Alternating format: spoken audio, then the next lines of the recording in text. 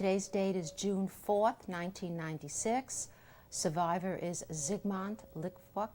Interviewer, Susan Douglas. City, state, Manalapan, New Jersey. Country, USA.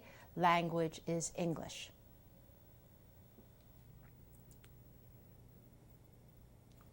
Today's date is June 4th, 1996. I am doing an interview of survivor Zygmunt Litwok. I am the interviewer, Susan Douglas, Susan Douglass. We are doing the interview in Manalapan, New Jersey, in USA. The interview will be in English.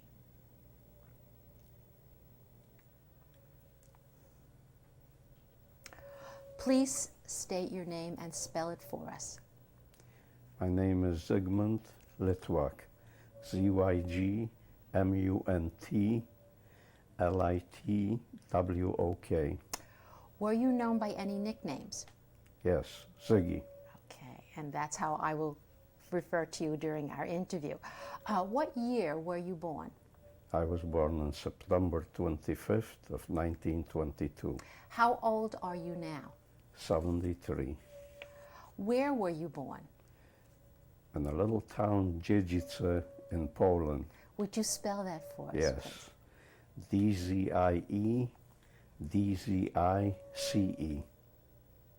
And please say the names of your parents and spell them for us.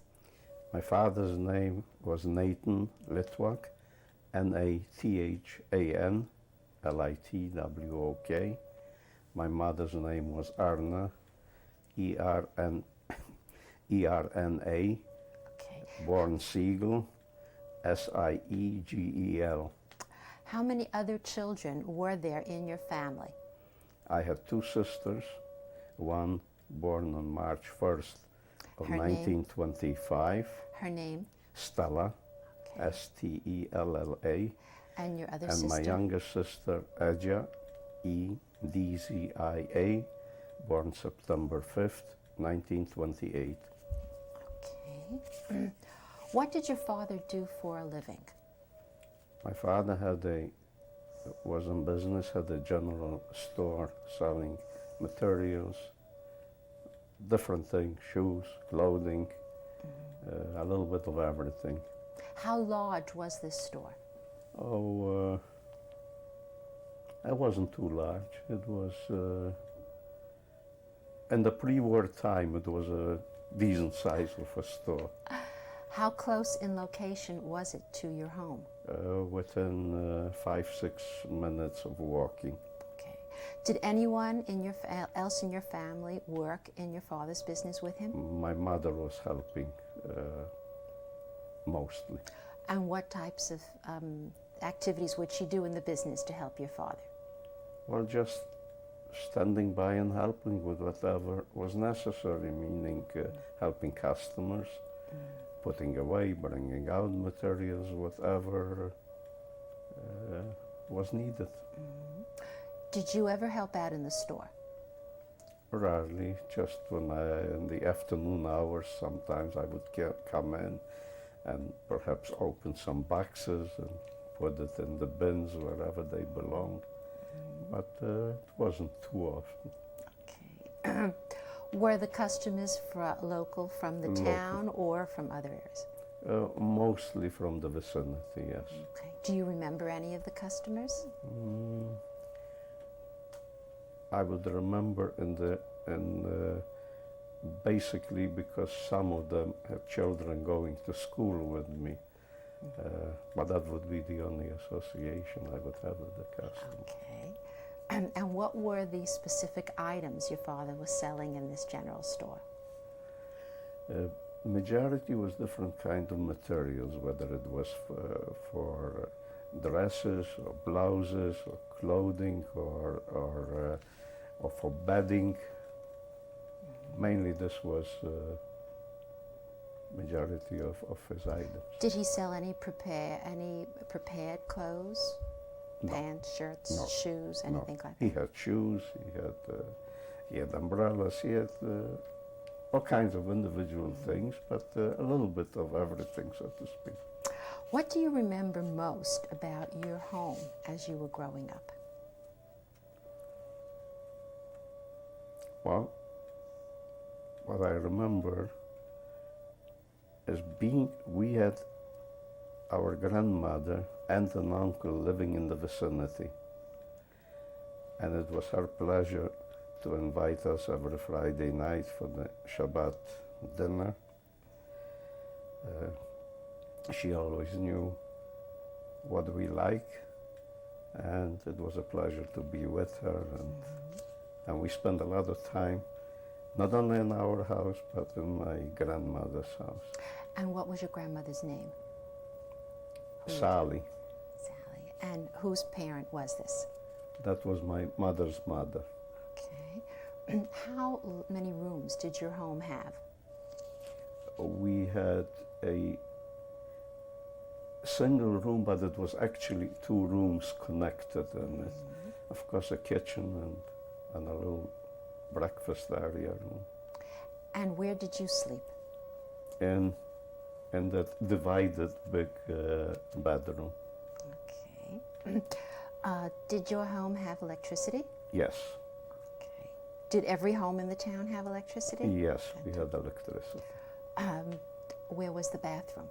Downstairs. Downstairs. And did you have a radio? We had a radio. What are some of the programs you remember listening to? News, but my parents, when they came home, they liked to listen to music. Okay. Did you have a telephone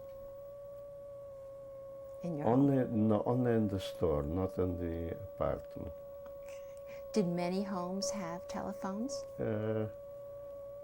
There was a number of homes that had telephones, but it wasn't something that was at that time very popular. How would you say your apartment compared to others in your town?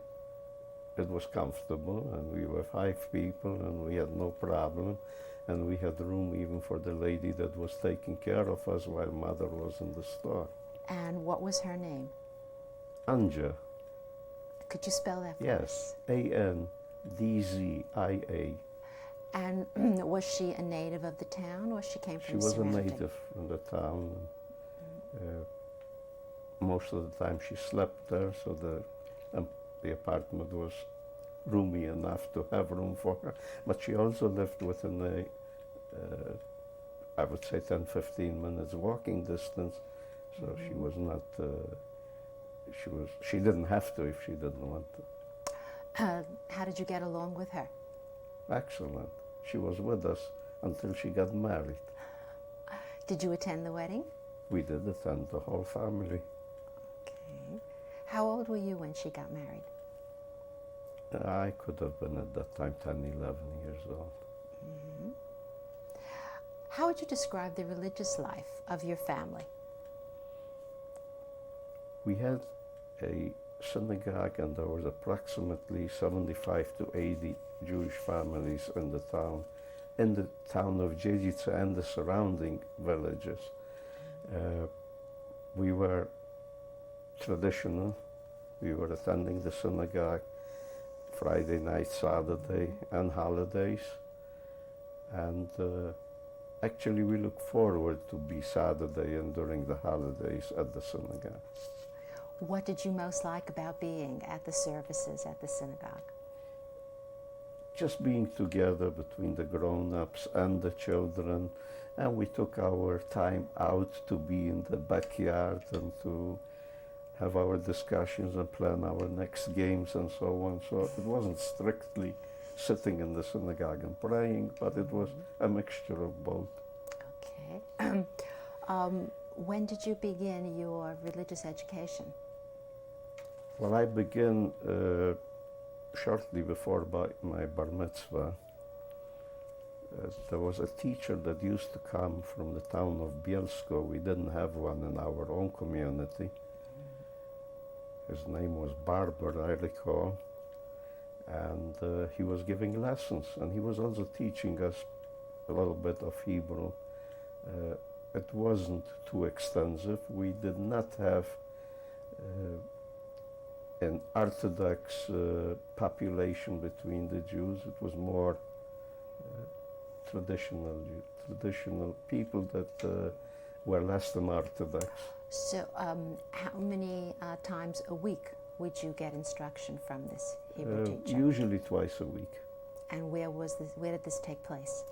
There was a little, that was called the Stiebel, a little synagogue that was used for daily prayers if we didn't go to our main synagogue.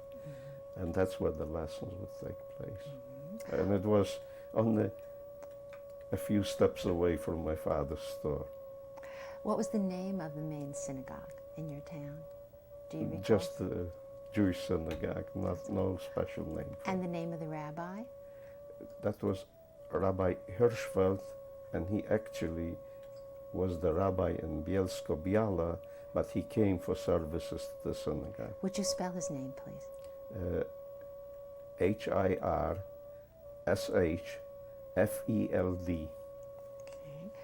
Okay. Now, what do you remember of your bar mitzvah? And the family was all excited. They came from all over. My aunts and uncles lived in different cities. And they waited for the day. They came a couple of days before the bar mitzvah. I went through my portion and they were glad to hear it. And I was probably more anxious to do it proper and be done with it. After that they served a little kiddush at the synagogue, and the main thing was in our house. My mother, my grandmother, aunts, everybody was busy baking, preparing, and we had a big feast in my grandmother's house. Do you remember any gifts you received that day? Yeah, you would receive at that time fountain pens, books, some sports items, soccer ball or something similar. What was your favorite Jewish holiday? Well, I did like basically the New Year's, Rosh Hashanah, but on the easier side, the nicer side, the Passover holiday. Okay. Why would you say that was the easier, nicer side? Well, because it was a variety. You had to eat, you were restricted to certain foods. You didn't eat bread. It was some kind of an excitement in it. You ate matzah. Foods were prepared differently, and again, it was an 8-day holiday, so it was the first 2 days that you went to the synagogue and the last 2 days you went. And that was for the kids, for the school kids, days off from school. And of course, it was a holiday. You were dressed up and you enjoyed it. Where did you attend your seders? Mostly in my grandmother's house, because she was like the main person in the family. How did you celebrate Hanukkah as you were growing up? Again, in order to keep my grandmother happy as long as she was alive, and she passed away in 1938, on a year before the war, we would spend it and light the candles in her house so that she has the pleasure of watching it. Okay. What other members, family members besides the grandmother that you've spoken to, were you close to as you were growing up? An aunt and an uncle. And their names? They were single, and they were her son and her daughter. And their my names? mother's brother and sister. Okay. And their names? My uncle's name was Herman, Herman. My aunt's name was Bertha, Berta. Okay. How did the Jews in your town get along with the rest of the community? We were busy in school mornings till a good part of the afternoon, and we came home and did our homework. We ran to our sports activities. Our days were preoccupied. Here and there I went into my father's store. I helped a little bit, but if he wanted to find me, he found me on the soccer field or and the sports club Maccabi, where we were doing all kinds of exercise. Okay. Let's talk about your school years. What was the first school that you went to? Public school, And where was that located? and that was in the next village, Chechowice. Would you spell that, please? Sure. Chechowice. Okay. And, It was a walk of good 20 minutes to school. right, and how many years did you attend that I school? attended that for 6 years. What do you remember about your first days in this school? Just something new is happening in your life. And you start to go according to a certain schedule, and you know that you will have classes in different subjects. Where did you go after you completed that public school? I went to high school, which was not available, and there was none in our vicinity, and I went to Bielsko, to the high school. Would you spell that town, please? Yes, Bielsko. And what was the name of the high school that you attended? That was Marszałka Piłsudskiego, the And- Polish hero, was Okay. named after him. Why was he considered a Polish hero? Well, he was actually the one that established Poland after the First World War, was the first marshal in the Polish army. Okay.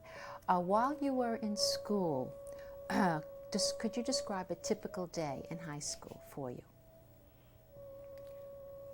What time would you start?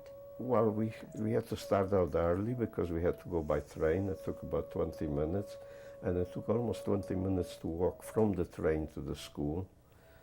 We had our assigned classrooms, which only changed once when the subject of religion came up, because then we split.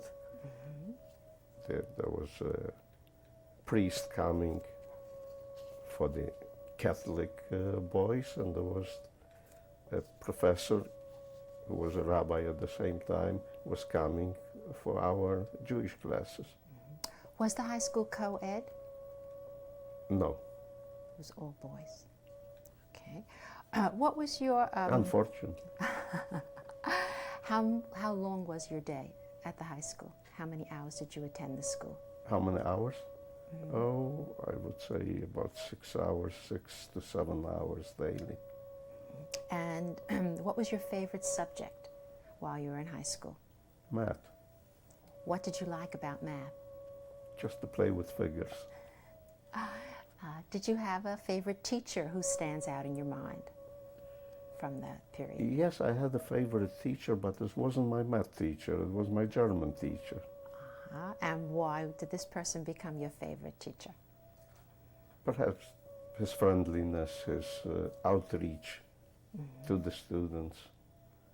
Did you play any sports while you were in high school, for the high school?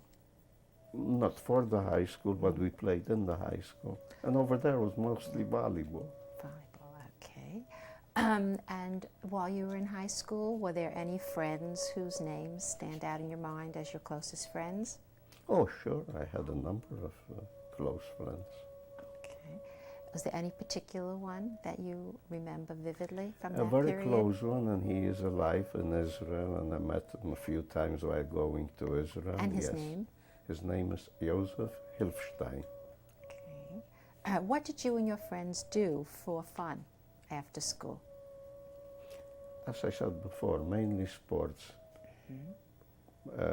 If it wasn't soccer, it was inside the Maccabi Sports Club, or we were determined to try and play tennis. We didn't have easy access to the tennis courts because our elders, not by much, but by 3, 4, 5 years, they took up the courts. And for us to get it, the only way to get it was to help picking up balls for them, that their game should be faster, and they should finish it by 10, 15 minutes before, while daylight was still on. Okay. That was like a challenge for us. Where did you get your tennis racket? I had one. My friends had it. They weren't as fancy as what we use today, but were good enough for us, for starters. Okay. You mentioned the Maccabee Sports Club. Yes. About how many people belong to that club, would you Almost say? everyone in our youth belonged there. That was open to everybody. There were no fees to become a member, and the club itself, the room itself, was stuffed with everything you could use in sports. So whether you want to jump or whether you want to hang on the bars or whatever exercise you wanted to do, we had it. How often during the week would you go over to this sports club? I would go 2 to 3 times a week there. That's what filled out the week so nicely.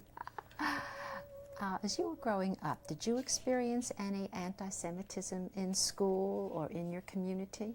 Yes, I did. Would you please describe it? Well, first of all, going into the train to reach the high school, we, the Jewish young boys, had to sit in one compartment, not to be beaten up by the others. Because between us there was always one or two of the older ones that could take care of it, not to prevent us getting beaten up. The second and more important, and that was around 1938, you heard many times that people would come to a bar and wanted to hold up a bartender or wanted to get something free. Scuffles, beating, pushing, shoving, whatever happened was always meant, oh, the bartender had to get rid of them, they were noisy or they were doing this or that. However, it happened once. There was a Jewish bartender who was threatened with his life, and he used his gun. I don't remember if the man was killed or not, but he used the gun. And at that point, it wasn't just that it was a bartender, but it was a Jew who attacked the Pole. A result of it, that happened on a Friday night. On the Friday night, the director of our gymnasium went on radio and announced, we have school Saturday also, so he announced that the Jewish students should not show up on Saturday since he cannot guarantee that anything can happen. She could not guarantee the safety, basically. Did this incident happen in your town or the town that That high school happened was in located? Bielsko, but as a result of it, we had to close our windows and put all kinds of wood and other things because windows were being broken in a neighborhood of probably 30, 40 miles around the town of Bielsko. How long did this This incident happened, last? this lasted quite a few weeks. For a few weeks. As a result of this incident, did you feel that non-Jews treated you differently after that incident in the town? You could feel it in school, even between your school friends. You had to go to school. You had to be between. It was a mixed class, and we always knew that we were more or less singled out. Did your father ever have an anti-Semitic incident occur to him in relation to his business? Not so much, because what happened, the poorer population came and needed materials, needed things, and they came from the villages around there, and there were a few stores. There was competition in that. In this business, there were at least 4 stores like my father, which probably was not enough for each to make a killing there, but it was a struggle to make a decent living. As you were growing up, what role did Zionism play in your life? Well, we had a couple of organizations at the time. One of them was the Akiba organization, and one of them was the Betar, which was formed during and prior to, at that time, Vladimir Jabotinsky, having his speeches throughout Poland, urging the people to go to Palestine and to try to get our own country. Did you ever meet or hear Jabotinsky speak in person? I met him and I saw him in person in Bielsko during one of his speeches. Do you remember the date, the year that would have occurred? No, but I know it was late 1937, beginning of 38, because we all joined, majority joined the Betar organization, and in fact we went to one of their summer camps, so to speak, in 1938, throughout the vacation of 1938. What types of activities did you do at the summer Betar camp? Talking about Palestine, talking about the terrain, talking about getting prepared for eventually military action. His motto was that you don't get the country by pleading for it, you have to fight for it. You have to be prepared to give your life for it if you believe in it. At this point in your life, were you hoping to immigrate to Palestine when you were in Betar? In a certain way, we all did. And especially when we saw, like I just described, what we are to expect.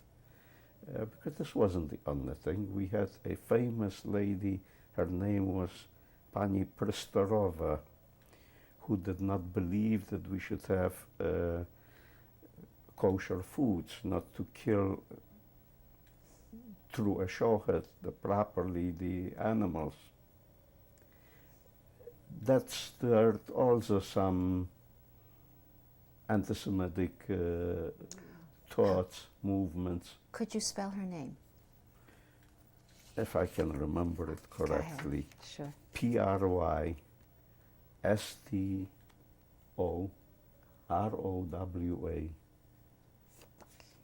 I hope I have it down.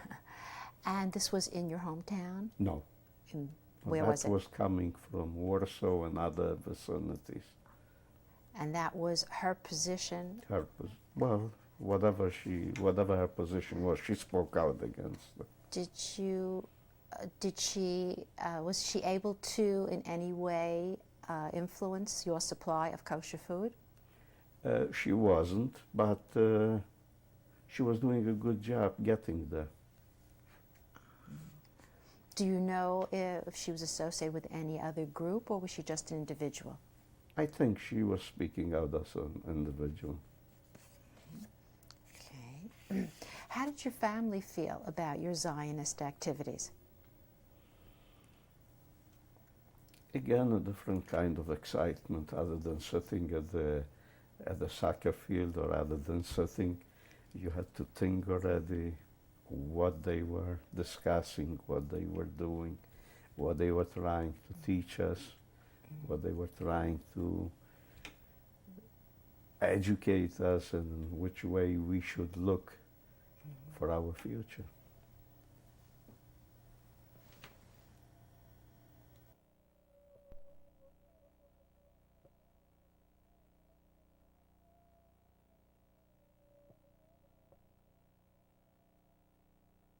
This is tape number 2, interview of Ziggy Litwok, June 4th, 1996. Ziggy, what did you and your family know about Hitler before 1939? Hitler managed to make a lot of commotion as soon as he started, and as soon as he had more support, which he was getting almost daily. Of course, the first important thing that we heard, which was frightening, was the Kristallnacht in Germany, where, as we know, they destroyed a good number of synagogues, broke into Jewish stores, killed people in the streets, burned books. Anything that was Jewish was no good, and they tried to get rid of it. There was a little Polish town on the Polish-German border. The name was Bonshin. Would you spell that, please? Z-B-A-S-C-Y-N.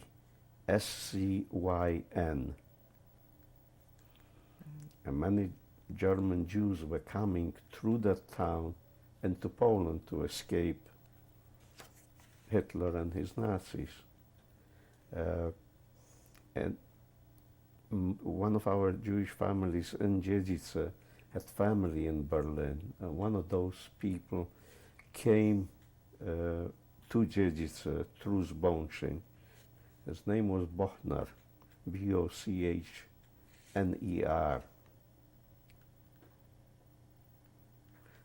And eventually, when the war broke out, I was assigned to work with him.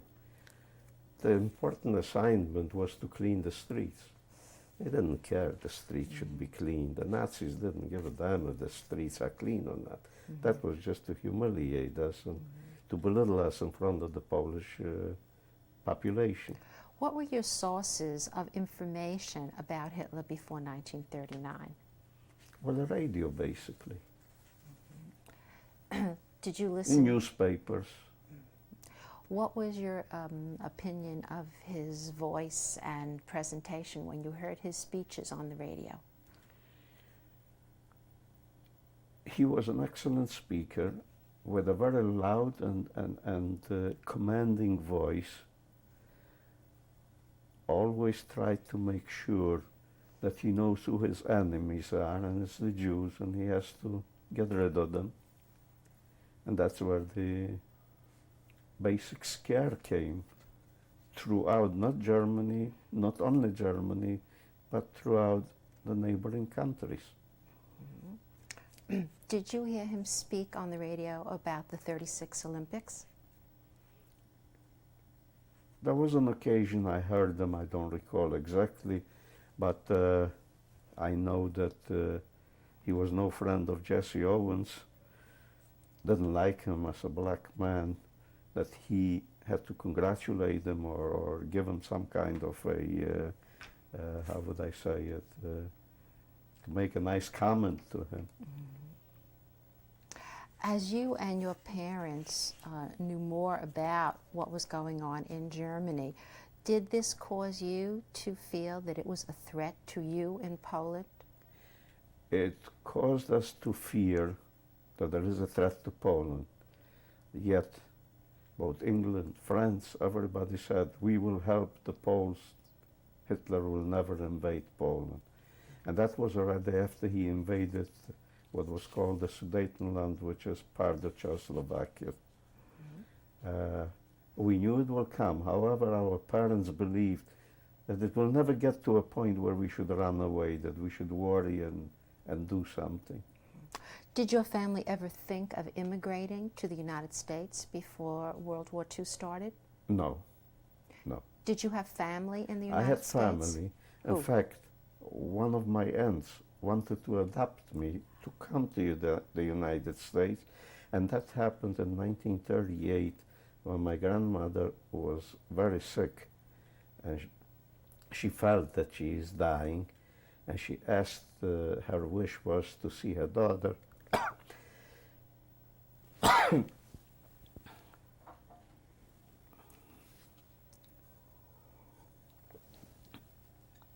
She wanted to see her daughter once again, and she did come. So this is the daughter who had gone to the United States in the early 30s. Her name was Rose, R-O-S-E. She came, spent the summer with the family, and while she was there, she tried to talk me, and she had no children of her own. And she tried to get me to the United States through adoption, and I wouldn't even listen to her. What was your parents' reaction to your aunt's request? They didn't like it, but they were watching what I would answer. And it was never, the thought never entered my mind that I would leave my house.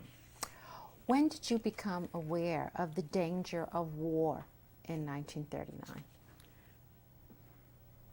After they took part of Czechoslovakia, it was common knowledge that Poland is next. What do you remember of the invasion of Poland in September of 1939? Well, immediately on Friday, September 1st of 1939, we saw German planes flying over our hometown. We were only miles away from the German border. And that was the time where we were thinking that we have to be evacuated. We had to run away to evacuate.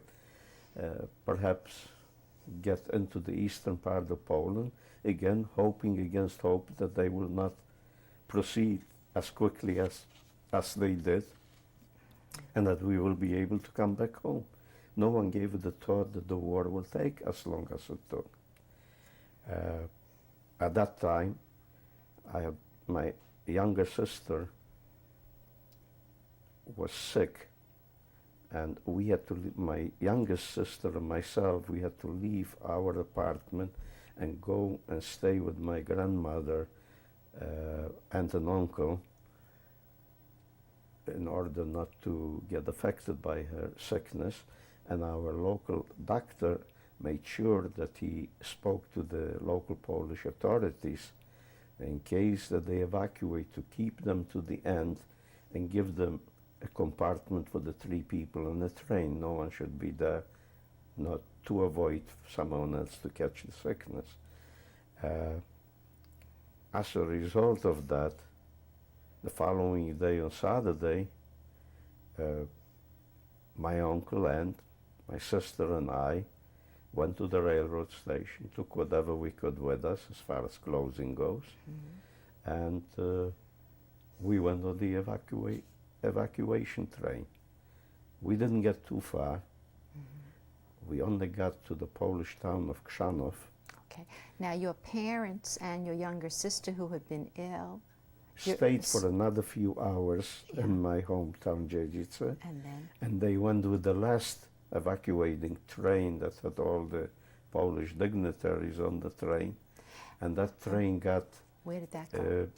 That train made out better because they had the railroad workers on it and all the big shots that knew how to get the train further into the country, and that train made it up to Rzeszów. Would you spell the name of that town? R-Z-E-S-Z-O-W, and that happened to be the birthplace of my father. And so, as you can see, after only 2 days of war,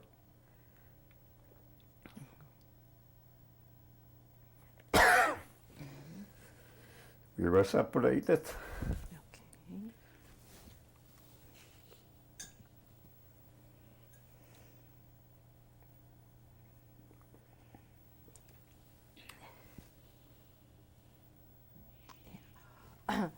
Your parents and your sister were in this town. Yes, for a few days.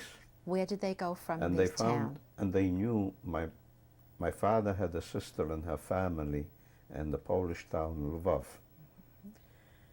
So they went there. My aunt passed away already by then. She was not alive anymore. But my uncle and 3 of my cousins were living there, and they took my parents and my sister in, and they lived with them until they were taken to Siberia. All right. Did you have any contact with your parents during the time they were in Lvov? Yes, just greetings through people that were coming and going. Mostly the Polish population, like neighbors that would meet my parents in Lvov, knew that we were home from their families, and so they knew that we home and we knew where they were. Did you and your sister think of trying to reach your parents in Lvov? No, because we were under the Germans already. For us it wasn't possible. And your parents were under the Russians in this time? At a certain point, my parents were under the Russians. Okay. While under the Russians, they tried to register to come back home, claiming that they know that we are alive and we are in our hometown. And what happened? At one point, the Russians felt that those that registered, because they were not the only ones, that was many people were registering to come back. And at one point, the Russian authorities felt that they are not safe citizens, and they decided that they have to be removed from Lvov and the neighboring, I guess, cities, towns had the same. And where were they sent? Where were your parents and your sisters sent when they left Lvov? They were sent. They were asked to come at a certain place. Took them to the railroad station. They didn't know where they're going, and from the railroad station they were supposed to take the trains. At that point, a greater portion of my father's family was at the same place with my uncle. My uncles, aunts, cousins were there, and one of my cousins, who was a technical engineer, expert in radios and everything, and when the Russia spotted what his abilities were, they took him to work for him. When he found out that his family, his aunts and uncles, are being taken away, he approached the Russian authorities and asked them to take him off the train and permit them to stay. He succeeded with his parents and a few uncles and aunts, and he finally reached my parents and told my father and mother, "Stay here, don't get on the train unless you force. All I need is a signature, which I will have within a few minutes." But by the time that he went to get the signature, the orders came to get inside the trains. And my father didn't, I don't know, he was no hero, so he didn't want to oppose them. They were standing there with guns. He didn't want to oppose them, went to the train, and they were sent to Siberia. Okay. Let's get back now to your own experience. You were on the train with your aunt and uncle. And my youngest sister. And your younger sister. And then you came back to I came back to your Dziecice, my hometown. Okay. Where did you go to live when you returned to your hometown? I tried to go to my apartment, and my landlord wouldn't permit me to come because he knew I have no way of paying rent. I have no ways of making money to pay rent. He gave me 10-15 minutes to take whatever I could as far as clothes was concerned. Didn't permit me to touch anything of value in the house, furniture, dishes, pots and pans, whatever, silverware. We had to just take what we could, my sister and I, and we went to my grandmother again, our favorite place. Okay. And what happened to your father's business in this time? Oh, that my father's business and my uncle had a business that was robbed during the war, that looted by whoever went by. How did you get food in this period of time? Well, my uncle, well, we had some money. Everybody had some money with them. They were giving us rations, food rations, and we were buying it. My uncle had a jewelry store, but he was also a watchmaker. So whoever he could contact, and he had his tools at home, so he still was working for whoever wanted to repair a watch. And how did you spend your days during this period of time? Well, there wasn't too much time to think, because on the day before Yom Kippur, which is the holiest day in our calendar, there was a knock on the door in my grandmother's house, and I was summoned to come to work the next day. And so I found out were many others. And as we came in on that highest holiday to work the following day, all we were given was brooms, shovels, and again brooms. And what were we to do?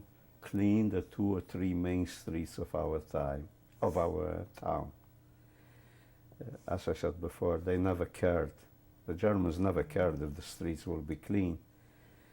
But they wanted to degrade us, humiliate us, and they also wanted to feel how the Polish generation of Polish population will react to it.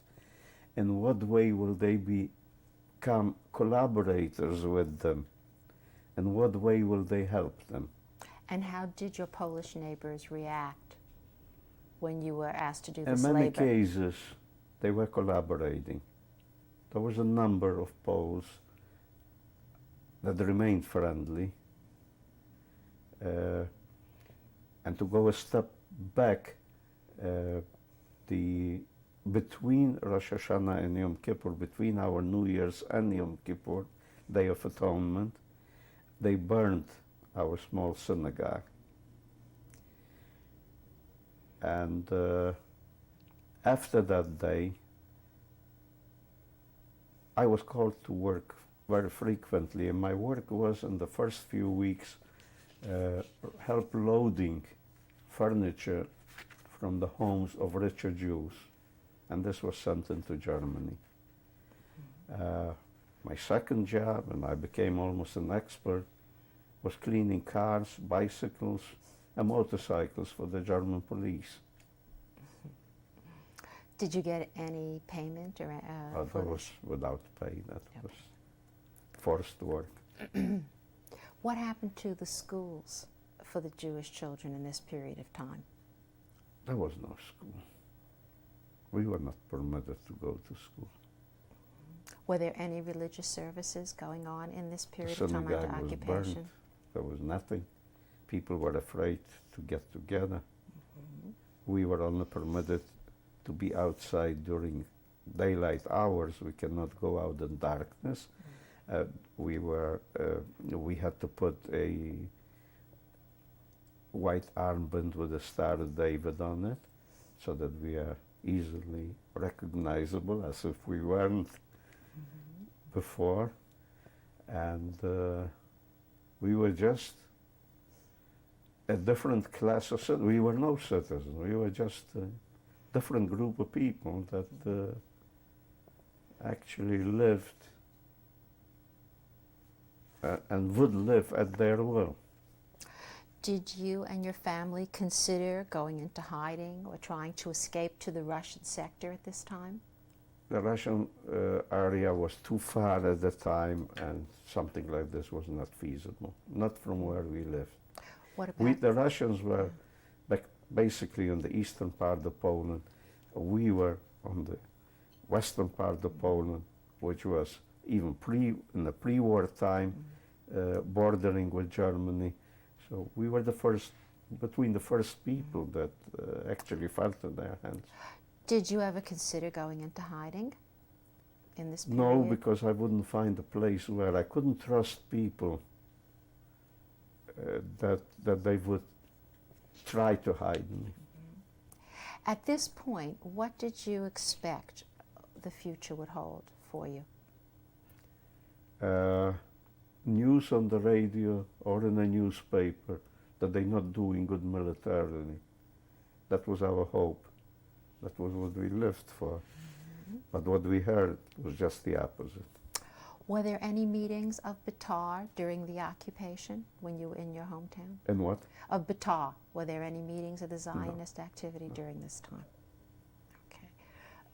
How did life change for you and your family in July of 1940? Well, during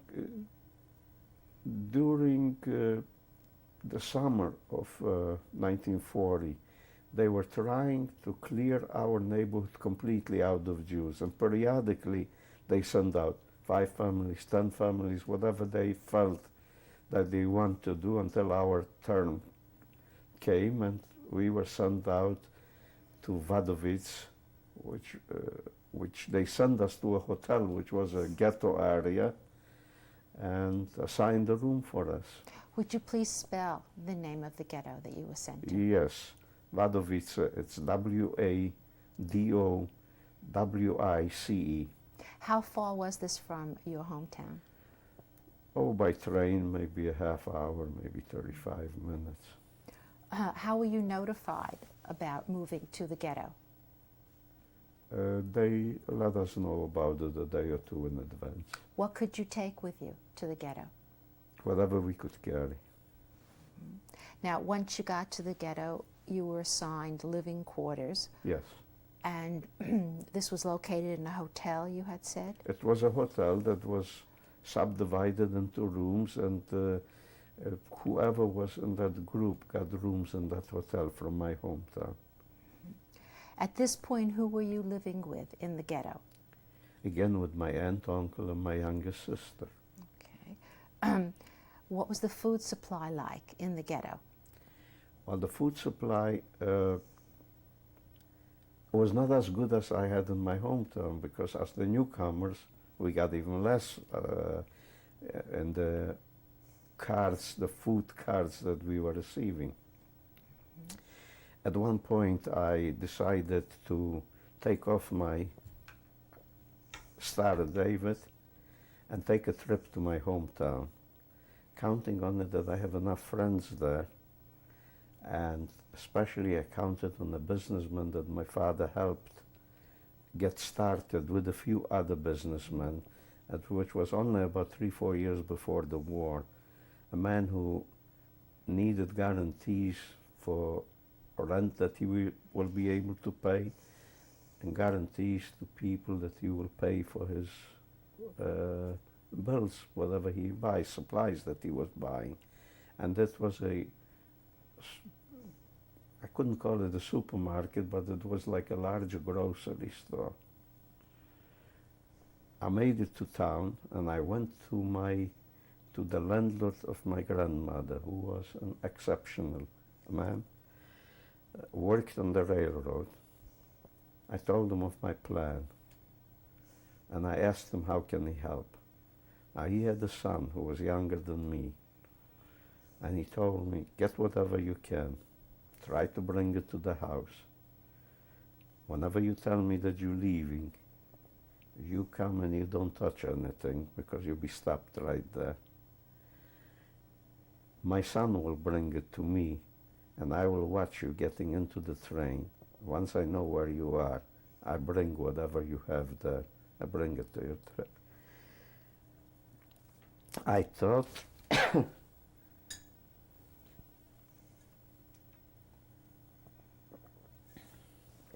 I thought at the time that that was the nicest thing somebody could do. I went to a bakery where my school friend, where his parents owned the bakery. I got a big loaf of bread. They also gave me a few food cards, because they knew that it's danger for me to carry it. I went to the storekeeper, my father's friend, told him why I came. I asked him if he will help. He said, how could I refuse you? Excuse me.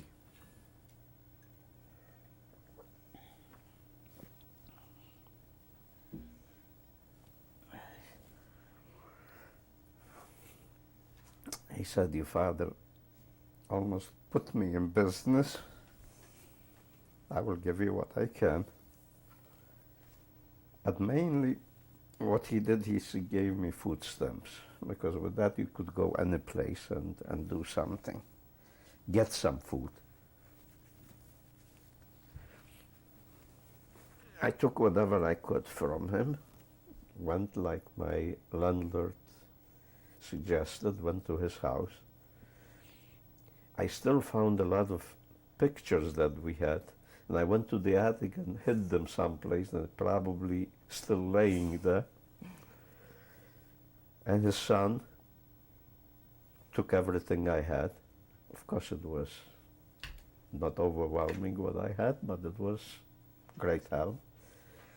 Brought it to the station. I walked there, and just when I tried to enter the area of the station, 3 of my school friends approached me and said, you, at one time we went to school together, but this is not today. We let you go this time.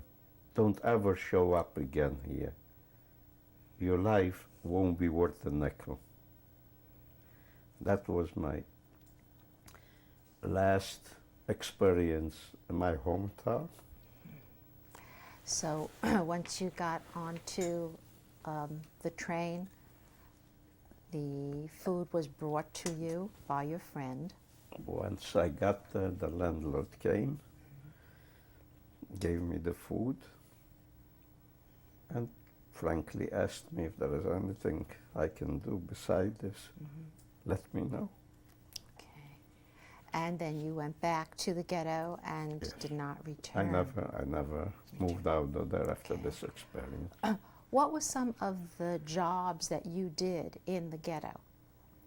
Well, they took us more or less to whatever was needed, cleanup work, all different type of cleanup works, in the fields when they needed some work. But the main work, which started towards the end of the year and went into the following year, is they took us to where they bombed a large synagogue in the town of Wadowice, and they made us separate and clean the brick.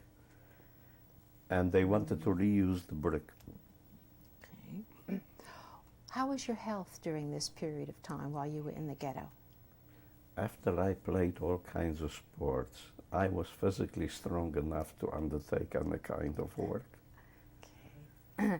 And what was your sister doing during this period of time, the sister who was with you? She was home. She was, this is 1940. She was only 12 years, 13 years old, 41. She was not, because they only selected young people, healthy people to work. Now I was 17, going on 18, so that was what they were looking for. Okay. Was anyone observing religion in the ghetto while you were there? There was, but you had to be careful. I couldn't be between those for the simple reason that the people that did it in small groups and did it between the ones that they knew, not to somehow be exposed, or they were afraid of their own shadows. And what were your aunt and uncle doing during this period of time in the ghetto? They were just there waiting on what the next day will bring. Did they have any, were they assigned to do any work that you recall? No, my uncle met a friend there, friend from his youth, and he more or less spent a lot of time with the family, and the family came to us, and there were camps already that did some special work in Poland, and they were coming for, they were free over the weekends, and they would come to Wadowice, and between them I found one of my hometown friends, one of my close friends, and a few new acquaintances, and we kept them. My aunt was cooking whatever the little food was there, and we spent the time over the weekend. Whenever they could make it, we spent the time together.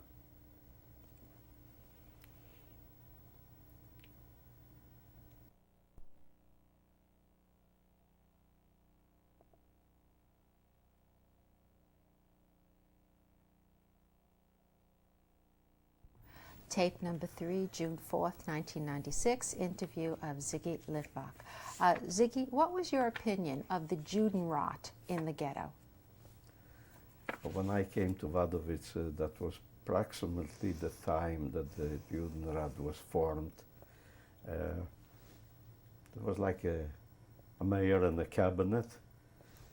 They got orders from the Germans what they want them to do, and basically the Germans didn't want to get personally involved with every detail, so they felt they will appoint Jews who will take care of their dirty work.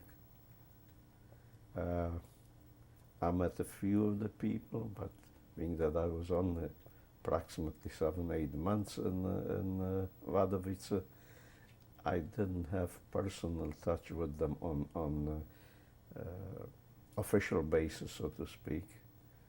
And at the time, I couldn't see any wrongdoings on their parts, as strictly obeying the orders of what they were asked to do. Okay. What did you know of the concentration camps and labor camps while you were in the ghetto? We didn't know too much because the labor camps only started around the beginning of 1941. And this is the time when I was taken. There were not too many camps before that. What was in existence was the old concentration camps, a number of them in Germany, and they started to build at that time Auschwitz. They started to build Auschwitz around 1940. We couldn't speak, so to say, that we know something. We were guessing more than we were knowing. When and how were you taken from the ghetto? Around 10 o'clock in the morning on one day, which was April 30th of 1941, the Gestapo surrounded us in the vicinity of the bombed synagogue where we were working, like I mentioned before, by cleaning brick. They surrounded us and took us immediately into the local library. There they told us that we will be undergoing doctors. The doctor will come and will check us out, and whoever will be fit to go to camp will be sent to camp.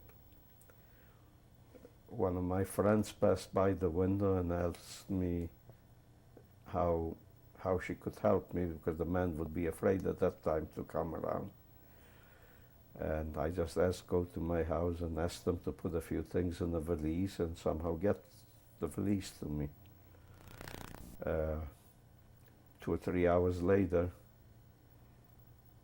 we were all recognized as fit to work. There was no doctor, there was no question. They took a look at us. They saw young, healthy fellows, and they just decided to take us to camp. At that point, I found out that my uncle came and brought my valise and offered to be taken instead of me. Of course, they didn't permit him, and he was lucky that they let him out and let him go back home. But he was lucky only because they didn't look at people at his age already. How old was he at this time? In the early or mid-30s.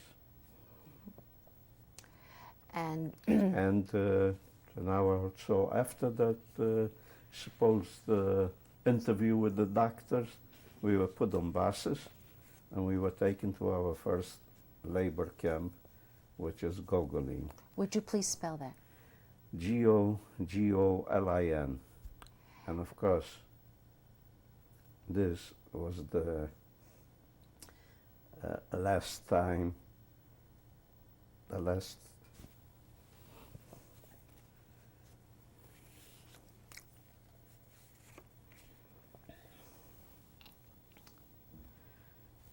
this was the last day.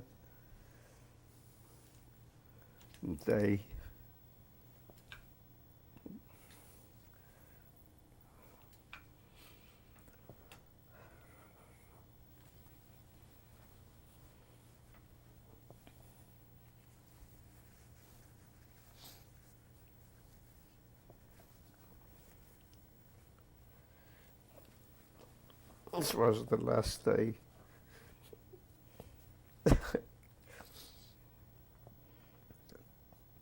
That I saw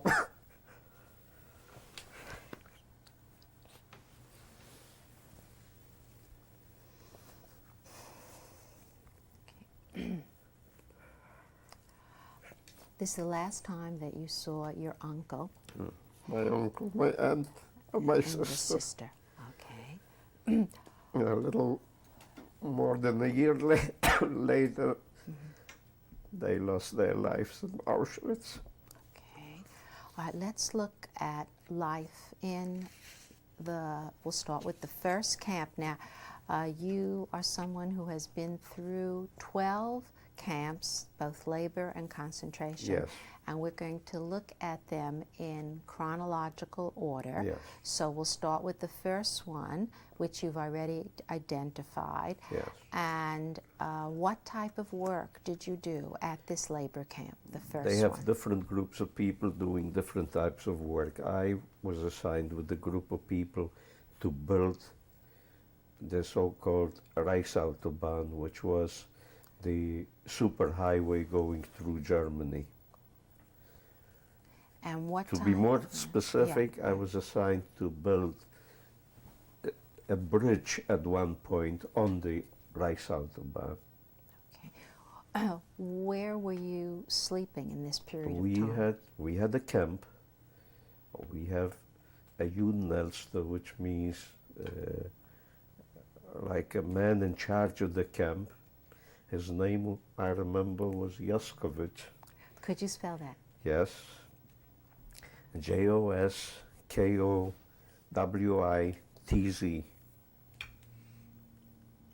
He and his wife occupied one room. The rest was rooms for about 20 people each. And we had about 5 or 6 barracks like that. Was kept clean because we were forced to keep it clean. We did our work. We came back. We got some food. What were you given to eat? Usually it would be soup in the evening, a piece of bread, something to smear, either it was margarine or something, it was no bother. And we got coffee in the morning, and that had to last us till the next evening. We lined up after work near the kitchen. There was a big block where the kitchen was, and got whatever they cooked for us. What about lunch? Lunch, that was a word not in existence. We got a few minutes of a break on there because the supervisors needed the break. So there was no food because whoever ate his piece of bread in the morning with the coffee, those that had more determination could leave a crumb of bread yet for lunch, but that rarely happened. Did you leave a crumb of bread for lunch? In the beginning, yes, but as in this camp I managed to do it, but as time went by, we weren't. You ate, so to speak, twice a day, and then the time came where you ate only once a day when you came home. What type of clothing were you wearing in this camp? In this camp, we still had our civilian clothing. We were permitted to write once a month a postcard or a letter home, and we were permitted on rare occasions to get a package from home. So whenever my aunt baked something or did something, or she found another shirt or a sweater for me, that was the package that I received. And when did you leave this camp, Gogolin? I was in this camp until January of, that would be 1941. And where were you sent next? At that time I was sent to Camp Gross-Masselwitz. Please spell that. Gross, second word is Masselwitz, Massewitz. Now this camp was like a central camp. We were taken, and people from many other camps were taken there to be sent what they called to the Osteinsatz. The Osteinsatz means work on the Eastern Front. Osteinsatz means Eastern Front. About 6 months prior to our going there, they took another group of people and sent them there. Why did they send them there? The Polish railroad tracks were not of the same width as the Russian railroad tracks were. And being that the German army marched quickly, and they took Poland in no time, and they were making great progress when they attacked Russia, they needed supplies. And they needed supplies by trains, not on by whatever trucks and other equipment that they used. So they tried with our people to narrow or widen, or whatever the case was, the railroad tracks, so that they can go with the same trains into Russia without a stop. Now, as the first group worked there for a number of months, typhus broke out there. And when the typhus killed a good number of people, the Germans suddenly got scared. First of all, that they are losing good and experienced labor. And second, they were afraid of their own lives, that they will get sick. And somehow they stopped working on the railroad tracks just while we were ready for the second transport to go there and continue the work along with them. And the people were brought to the same Camp Grossmasselwitz where I was at the time. And as we always wanted to know, being that we were the next group, we tried to go between the sick ones and find out what type of work they did, what the situation was, how they were treated, and so on. In the process of doing that, we ourselves got sick. A number of our people got sick. It didn't take them long to recognize that they have to do something about it. Because here, people were dying in great numbers. They opened up a camp named St. Annaberg. Please spell that. St. Annaberg is Annaberg. They sent all those, they came from the first transport immediately to the Camp Annaberg. I happen to know the name of the Junelster, the chief of the transport. And His who was name that? is Gleitman. Could you spell that, please? Yes, Gleitman.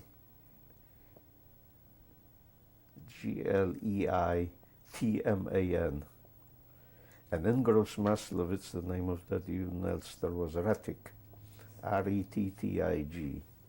I don't know why I remember them, but I guess Okay. I So, do. when were you sent to St. Annenberg? When the camp was maybe a month in existence, I was sent to that camp between a number of other people who caught the typhus at the same time. So at this point when you went to this camp, you had typhus? I had typhus already. Yeah, they wouldn't send you there unless you had it. Okay. And what medical treatment were you given at St. Annenberg? Well, medical treatments were limited. And they had like rooms for those that were a little less sick, more advanced, at different stages. I was at one point at the room where the doctor came and told me, and it was a friendly doctor. I happened to know a nurse who paid a lot of attention to me because she was a sister of one of the guys that used to come to us in Wadowice. And in his letters, he wrote to her about my family. And so when I came there, she knew all about it. Mm-hmm. She tried to give me a little more attention, but they gave attention to everyone and the same, as much as they could. That there was no, it was not done for privilege, on privilege basis or something like that. But the doctor came and told me, you are at the point where all I could do, I did for you. Only God can help you. So at this point, when the doctor told you this, about your medical condition, Yes. the rest was in your hands. Well, I guess. And I would put it this way, the rest was in God's hand. right. I'm here today to tell it. I started to improve after a few days and after a few weeks. I met the same doctor in 1988 in December, and I reminded him of the story. He passed away 3 weeks later. I never had a chance to see him again. We met once. We promised each other to meet again, but we never made it. He passed away. Do you remember his name? Yes, What? Dr. Leitner. Would you spell that, please? Leitner. And where did you meet him in 1988? In Boca Raton in Florida. And I see every year his wife ever since then. Okay. So once you were better at Camp St. Annenberg, Well, I was beginning to improve, and the time came where I, like I said, I was in God's hand. For the first time, I believed that I wasn't meant yet to die, so to speak. And they, sometime, if I recall, in July of that year, they saw that I'm fit to work again, and I was sent to another camp. And what year are we talking about?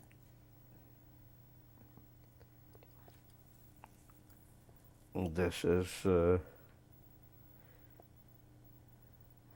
Laura Hitte, and that would be still 1942. So in 42, you were sent to Around camp around July. To Camp Laura Hitte. Hitta. And what type of work did you do there? Whatever they had, cleanup work, whatever there was. I was there only a couple of months, and wherever we were needed, we were pushed to do nothing of importance or nothing specific. Were you with anybody that you knew in this camp? Oh yes, because a number of people from Annaberg went with me, and I met there a man that was leading my group, my foreman, happened to be a man whose brother and his family lived next house to where I lived in Dziedzice, and so we became immediately friendly. How did conditions there compare to the other labor camps you had been in? It wasn't as good as in Gogolin. There was no more sending packages. There was no more contact with the families. We still had our quarters to sleep. We were fed a little less, but we were fed. And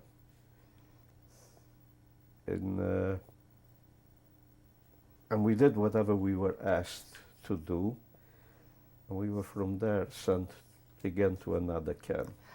When were you sent to another camp? About 2 months later, 3 months later. What month are we talking about? Could have been September. Okay, of 42. Yes. And what was the next camp that you were sent to? From Laura Hitte, I went to, I'll tell you right away, I went to,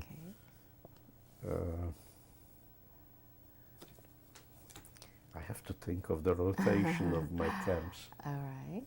Ludwigsdorf. All right. No, I went to Brande. I'm sorry, Brande. Okay. How did you get to Brande? What method of train, transport? by bus or train.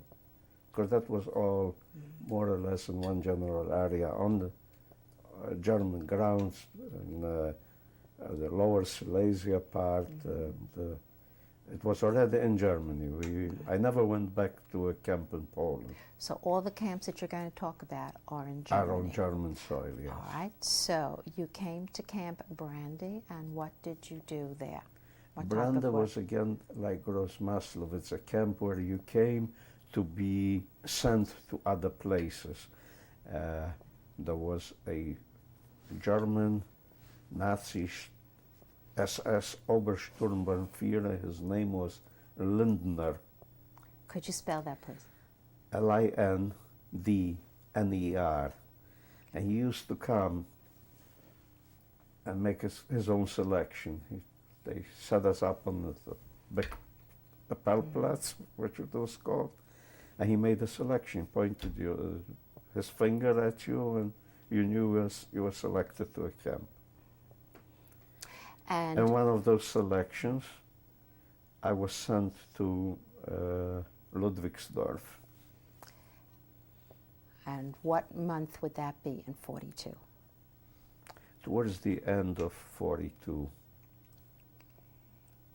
And what type of work did you do at Ludwigsdorf? Ludwigsdorf in the vicinity had German ammunition factories, and they were sending people there, but they needed places to live with the people, so I was sent, this whole transport was sent to the additional people that were there already to continue building barracks for the future people that started at that time to come, worked in the ammunition factories, kept them long hours there, and you could see a distinction in that camp. People were coming back from work, and if they worked with yellow powder, their faces were yellow.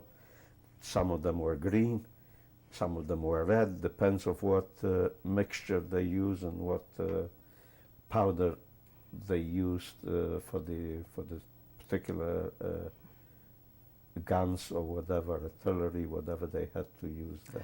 So you were working on building barracks? Building. I never went to those factories. All right. What was your food supply like in this camp? Similar to the previous two camps. Always less. You got your little, I don't know how you would call it, plate of whatever soup they cooked at that time. You were lucky when the cook dug a little deeper into the, how would I call it, pail, whatever he had the soup. If it was deeper, you had something other than just plain water. You still got a piece of bread, but the bread wasn't any more of the quality than in the first camp in Gogolin. Felt like lime. You didn't get butter anymore. You got a little coffee that didn't taste like coffee, but that was in the morning. Evening was just the soup and the piece of bread. What were your living quarters like? The living quarters, well, we were building those barracks. Beds, you could take showers. There was a room for shower. Bathrooms and showers were always separately. They were never in the barracks where you lived. To have hot water was a rare thing to have, if at all, and even cold water you didn't get every day. And what type of clothing? You forgot that there is something like a toothbrush in existence, and that you have to clean and brush your teeth and so on. So we were going down and down and down, and our clothes was beginning to tear and be in bad conditions. You slept on mattresses that had bed bugs to an extent that the bugs could carry you away with the mattress.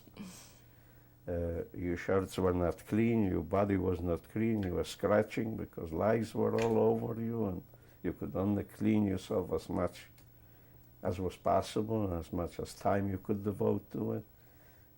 And the strength wasn't there anymore, so to speak. During this period of time, did anyone show you a particular act of kindness that helped you survive these conditions? Strict no. There was no such thing. It was still better than what we experienced later in the concentration camp, but there was no more. It was already the worst part of being in as against the beginning of the labor camps. Okay. How long did you stay at Ludwigsdorf? Again, there was a selection, because as soon as we finished building those blocks, we were sent to my long camp, and that was Markstedt. And when did you arrive at Camp Markstedt? I think it was around February of 1943. if my memory serves me right. And what type of work did you do there? Well, I happened to be extremely lucky in that camp. That camp had about 25, 26 different groups of people going to different places to work. If I may tell you a little story, when I was in my first camp in Gogolin, about 10 miles away from there was another camp which was named Sakral.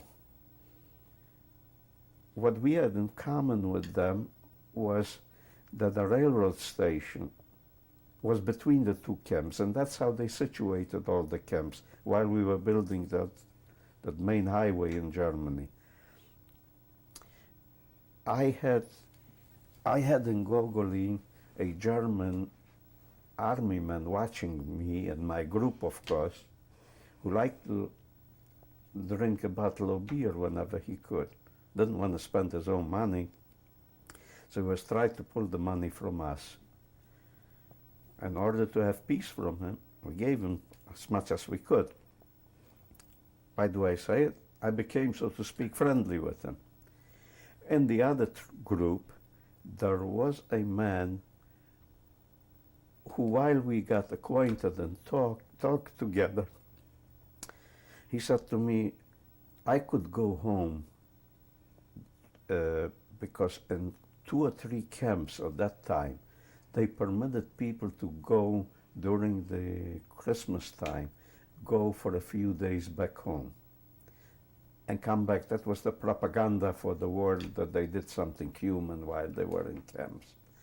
I met him and I told him, so why can't you go home? He said, they are very strict with the mail to us and I can't get the letter home. I said, that's simple with me. I get you the letter home. He said, how would you get it from me? Just bring me the letter. I get you the letter. And I told him the story about that German who, I buy him a bottle of beer and the letter will go. I don't believe you. And so from word to word, he brought the letter. I said, I do more for you than that. I introduce you to him. I let you pay for the bottle of beer. And he will walk over to the mailbox and you will see that the letter is being mailed to your family. Well, I lost touch after Gogolin with that man. Do you remember his name? Sure. And his name is? Meister, which I will come to his name. Okay. That man was in Markstedt, the Judenältester. He was the camp leader. And there was one group that they were looking for a few people, 5 or 6 people, to work with German engineers. Now that was the best work or the best group that existed in that camp. And when I spoke to friends just before they gathered that together for that selection to different places of work, I found out that the only time that you can be lucky and not to have to work physically too hard is if you could be appointed to that group. But to that group, it's only his family or friends from his hometown. Okay.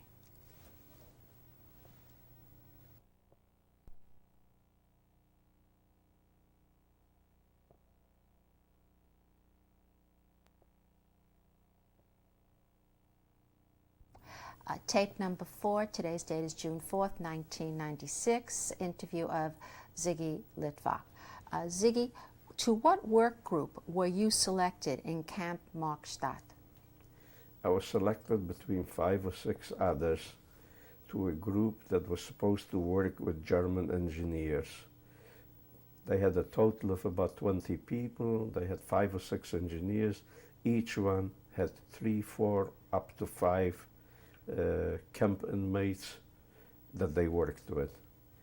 To be selected to it, what I was told prior to be selected was that being that there were only 5 people, that our camp commander, Mr. Meister, would select either his family or people that he knew from his hometown.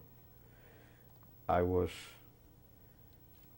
in disbelief when suddenly his finger pointed to me, and I did not even go out because I couldn't believe that this was the truth until he noticed that I didn't step out, and he came back. He yelled at me, "Didn't you see me pointing at you?" At which point I stepped out with the other 3 or 4 people, and we were sent separately that we are the people that will be working. They called it the Bauleitung, that means the German word for it, which was the group of engineers to whom we were assigned. And what type of work did you do with this engineering Just group?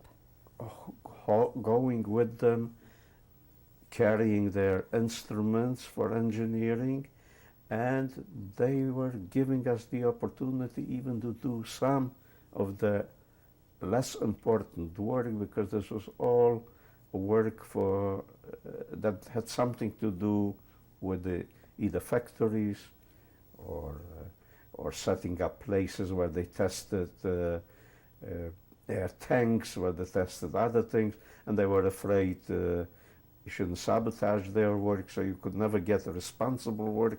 But they used us as much help as they needed, that they could trust us. Mm-hmm. Now, while you were in this camp, did you have any contact with German civilians as you were going to these work locations? We were working every day from and through work with not as many guards as normally in the concentration camps we were working, and by walking through the streets, the population, some of them were. I would say most of them were old Czechs that were on German soil, that lived in Germany. They, seeing us every day, they felt sorry for us, and we could spot sometime going to work or after work a little package at the end of the street, at the curb of the street, where could have 2 or 3 potatoes or a small piece of bread or whatever they would put there. Many times we passed by because we were afraid to make that one step to pick it up, that we shouldn't be spotted. But at that time we were hungry enough to make the decision to try, even if it meant risking your life for it. What was the name of this town that you were walking through where this occurred? That was that Markstedt. Oh, so that was the name of the town. The camp had the same camp name as the was town. in the name in the town and had a name of the town. Mm-hmm. What were your living quarters like at Camp Markstedt? Again, in Markstedt, we had. It wasn't as comfortable as in the first camp, like Gogolin or even Grosser, Maslowitz. The beds were much narrower. Everything was in a lesser form, whether it was food or whether even a towel that they would give you. You had no access to hot water. That would have been a rare occasion, maybe once in a few months. You also could not take a shower daily. You were not strong enough to take it, but you couldn't take it because there was not enough water. There were certain hours only where they permitted you to take it. However, being that we worked with the engineers, and being that we didn't work physically, it meant a lot. And being that we occasionally did pick up that little package and come home or even in the field, bake 1 or 2 potatoes and share them with your friends, that was a great help. The main thing was not to go through the physical work, and so our health in that particular group did not deteriorate to the point as it did with other groups. They did take advantage of us, being that we didn't work that hard, by taking us at night to unload trains. Their motto was, in German, "Die Räder müssen rollen," which meant the wheels have to keep turning.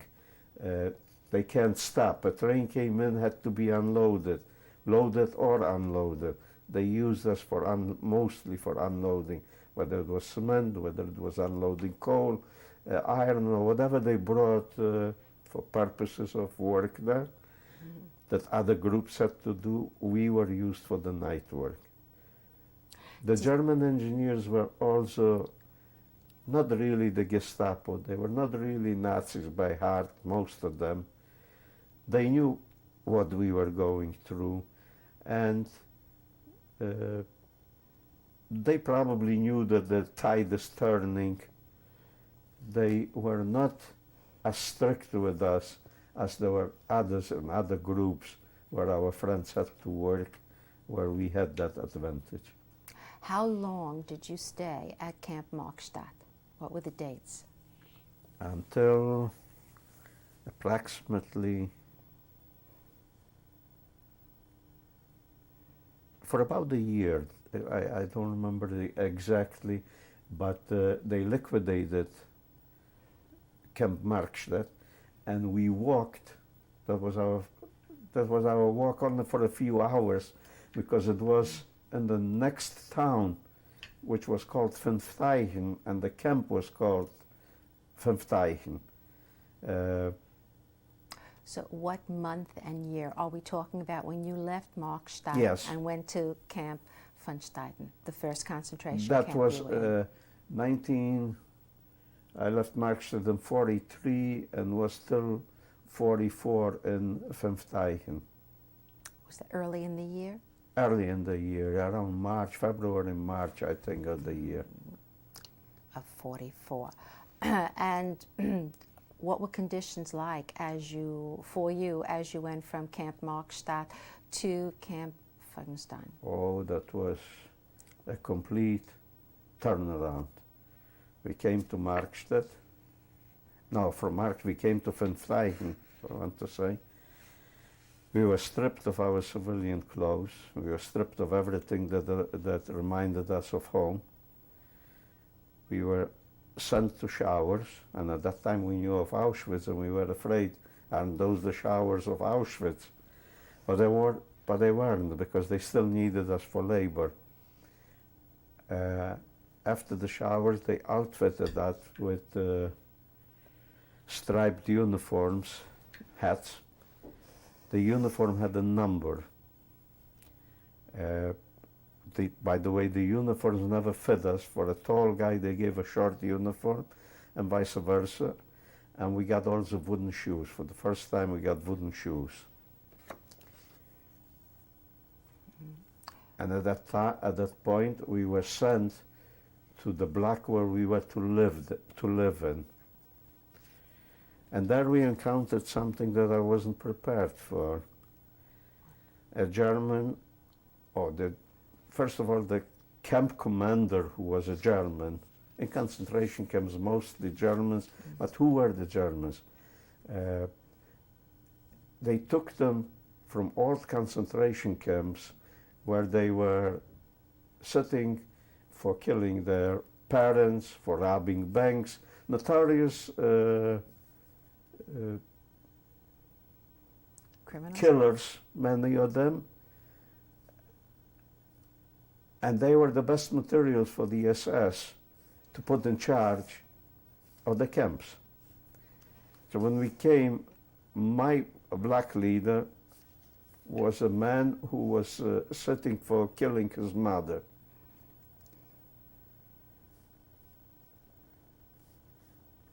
Do you remember his name? It will come to me. Okay. His first words, and that was unbelievable to me, were, as of right now, you are no more man.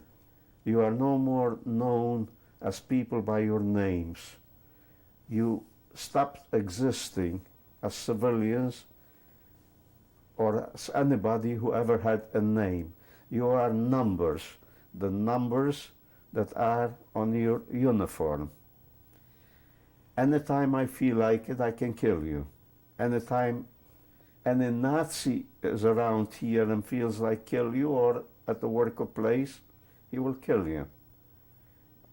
There is no need for you here, only to do what we can get out of you you be that long in existence as long you can fulfill the things that we need from you. When I heard this, somehow my mind stopped working for a minute. I stopped listening to him. And I actually went back with my memories to my hometown, to my small synagogue, and especially thinking of the high holiday services where you say a special prayer, where you are inscribed on the new year, and your life and sealed on the Day of Atonement, and where it says in the Hebrew, of course, it has a better meaning. My words came back as I read from my prayer book, and then following sentences, who shall live and who shall die. In other words, God decides who will live and who will die, and so on and so on. And then suddenly I awakened from that dream. Where am I? When I was a young kid, I was taught that God decides who will live and who will die. And here I am, and a German killer, surrounded by scores of killers, is telling me that he is in charge of my life. He will decide. Well, I had to get used to that thought, because that was reality. We didn't believe that we're coming into reality. Our degradation at that point hit the bottom. They told us immediately, cut our hair, but beside cutting our hair, we had to have a 1.5 centimeter white stripe through the center of your head, shaved at least once a week, so you will not dare to escape. On rare occasions, when somebody did escape, he was caught in no time and brought to camp. Either he was publicly hanged, or they set him up in a certain spot and made us march around him and beat him or kick him until he was dead. And many times he was dead for a long time, and they still made us go by, just to bring the fear into us, not to attempt to escape. Did many people try to escape? Yes, people did go to the electric wire, and they knew that they will lose their lives there, because they either couldn't take it anymore, or were too weak to do what they were doing. They were beaten too often, and they just saw no chance of ever seeing an end to it. Life was completely different in the concentration camp than it was until then. With the food, the rations became much, much worse, and here we could only say that it was not enough to live on, but yet they gave you something not to die from. Strict marching to work was not the same as you walked before. You were marching 5 abreast, and every 5th row on both sides was either an assessment or a man. Towards the end, they were bringing those that were disabled army people, German army people, disabled on the front, and they had machine guns, and they were surrounding us, and you had them. You had, wherever you looked, you saw them, and you asked yourself the question, will there ever be a day where you will be able to walk a free man, not to see somebody looking at you with a gun, with a machine gun? What type of work did you do in this concentration camp? Strangely enough, being that it was only a few miles from the old camp, we all were assigned to the same work, and we all walked to the same old places. So you were still in this I was still engineering with the group? engineers. How long did you stay in this concentration camp? Until January of 1945. During this period of time, did you have any idea about how the war was going? While you were Yes, in this we camp? did. I was a privileged person by being permitted to come to the chief engineer's office, clean it for him, put the fire on in his stove so when he comes that he's comfortable and warm. And while I was doing it, I was the only one assigned to that job, perhaps because I spoke a little better German than my other friends in that group, I glanced here and there at the paper. My other help in that camp was that I picked up the stubs from the cigarettes that they left, whenever they extinguished their cigarettes, and I picked it up, made a collection of it, took it with me to camp, rolled it into newspapers, and occasionally tried to trade it for a piece of bread. That was when you were privileged. And I could take a glance at the newspaper. So that was your only source of knowing what was going on in the war? The engineers in concentration camp at the later days, which was the summer on the fall of 1944, some of them went for the weekends, whether it was in Hamburg, Germany, or to other German cities. And they went for weekends. And on Monday, we usually saw them with sour faces. It actually didn't affect us, it maybe helped us. Because once they were, during the weekend home, they were under the constant bombardment of the English Air Force to a point that some cities were bombed, that the asphalt in the street softened to a point where when people stepped into it or walked through it, they got stuck, some up to their ankles, some higher, and some even higher than that, depends on where they were at the time. You mentioned before that while you were in this concentration camp, Feldenstein, you knew about Auschwitz. How did you find out about Auschwitz? Because from Auschwitz, they were sending out people to different camps, and here and there, somebody somehow came to either our camp or to a neighboring camp, and words had it that we knew what was going on. Okay. And how long did you stay at this first concentration camp, Camp Feldenstein? Until January of 1945. And where were you sent at that point? On the first death march, because they were fearing already that the camp will be liberated, so they sent us to another spot where they felt a little safer for whether it was a week or 2 or a month, but they felt safer. I went to concentration camp Gross Rosen. That was a central concentration camp. Could you spell that for us, please? Yes, Gross, second word, Rosen, Rosen. But that took a number of days till we got there. And that was at the midst of a very severe winter.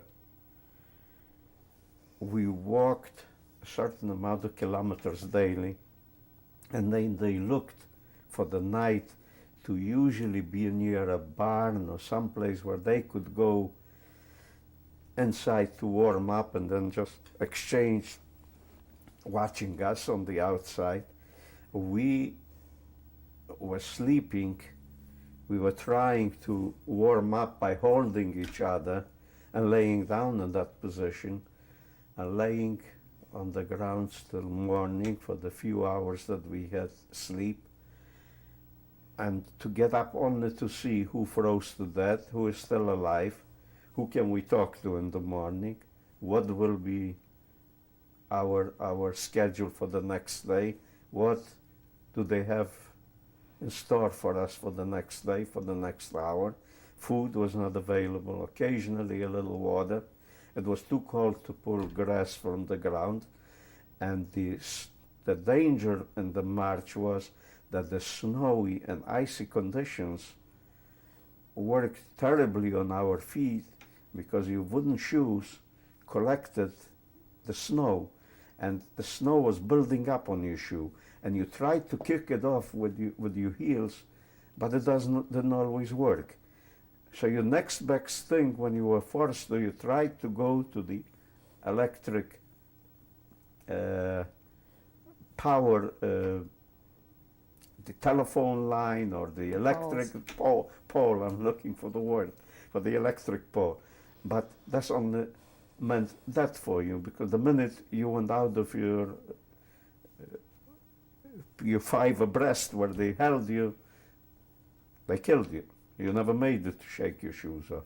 And so you worked as much as you walked as much as you could, and when you made the following evening, you were a happy person. You were still alive to be able to shake off your shoes.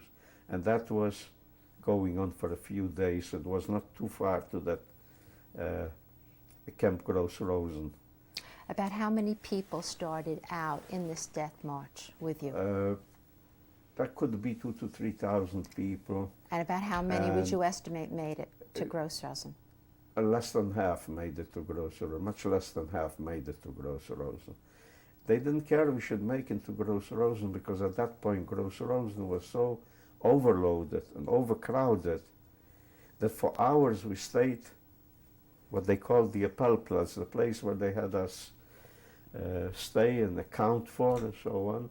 And as we were standing there, the horrible thing that came, you suddenly heard the orchestra play, and you saw a group of people walking towards the crematorium.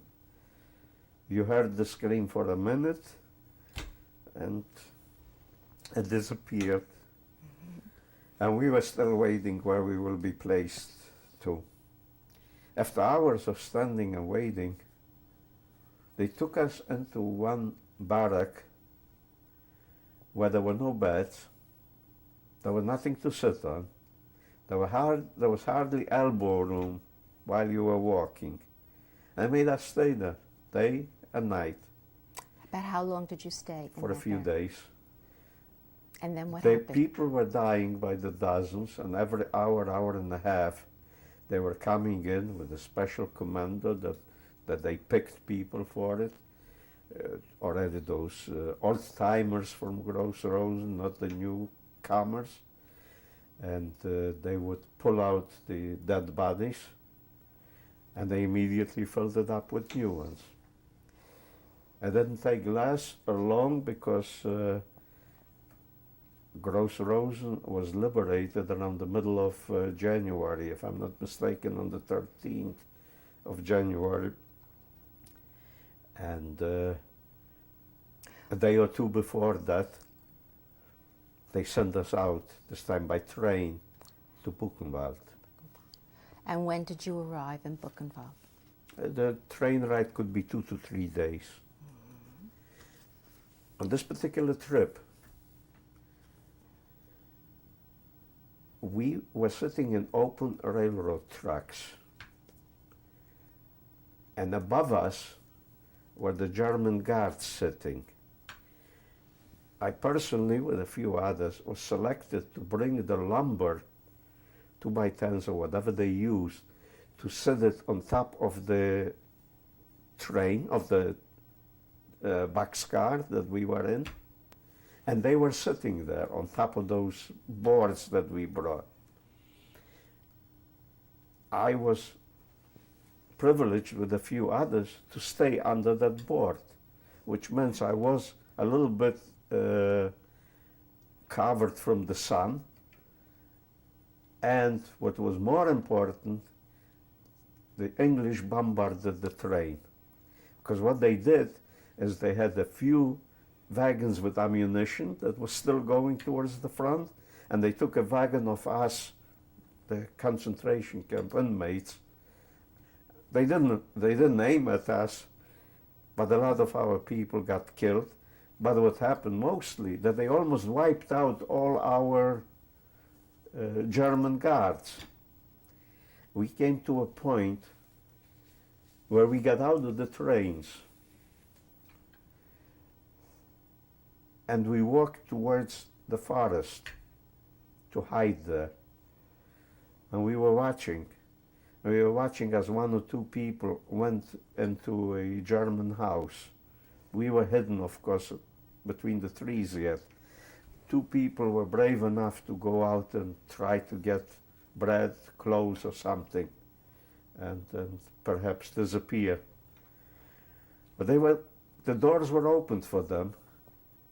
But little did we know that 5 minutes later, German police came to the door. They called the police while they held them in their houses. When we saw that, we gave up our hope of doing something like that. We practically went back to the trains, and about a few hours later, whatever leftovers of the guards were there, they gathered us, put us back on the train, and brought us to Buchenwald. What do you remember of your first day at Buchenwald? Buchenwald was a little, being in camp was a little easier there than in Gross Rosen. Why? Because they did have room to sit down, and they have beds set up that about 8-10 people would sit down in like a cabin, and you were sharing one bed if you could get up to that bed. This is at the point where we were, I guess, below 100 pounds in weight, not pound but kilos, which is less, I don't know whichever that comes less, and hardly walking, hardly moving. I don't know if we thought at this point, can we be liberated or not? We were just waiting what the next, not day, but hour will bring for us. In this particular camp, Buchenwald, we knew that the end is near. Because we heard, and we knew enough. And we even heard from the Germans complaining themselves between each other. I went under the block that I was living, and I was sitting underground because it was built on poles, and they were big, tremendous. Few people under every block went and lay there, water, dirt, rain was falling, and we were suffering laying there, but we lay there for 3 or 4 days. We couldn't take it anymore. We got out, came to the Polish black leader. We had a Polish black leader at that time. And I asked him, help me, look at me. I don't even know if I'm in a uniform. He said, I give you something to wear, I give you another uniform, but I'm afraid that you came out too early. Well, he didn't manage to give me any food. He gave me clothes, and while I was trying to change my clothes, suddenly we were surrounded, chased out, and going on yet another trip somewhere else. Buchenwald was liberated on March 13th. I was taken no more than a day before, maybe not even a full day before the camp was liberated.